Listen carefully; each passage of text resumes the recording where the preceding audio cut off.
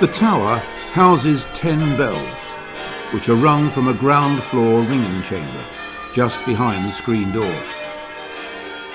If you look up from where you're standing, you can see the bell ropes. The coloured furry bits on the end are called sallies. The bells are housed on a frame in a room just below the tower roof and are reached by a narrow spiral stone staircase.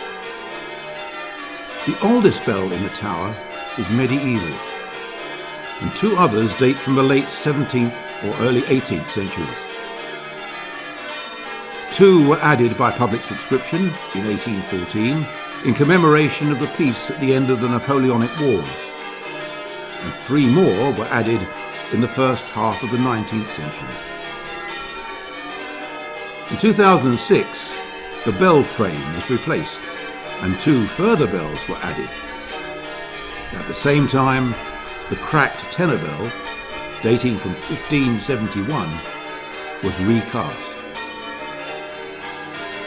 Our bells are very heavy. The tenor, our largest bell, weighs in at over 1,700 weight, or nearly 700 kilograms.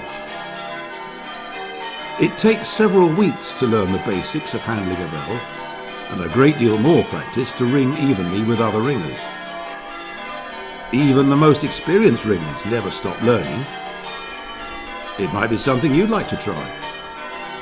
St Helens has its own active team of bell ringers who practice weekly and ring before Sunday services and at weddings.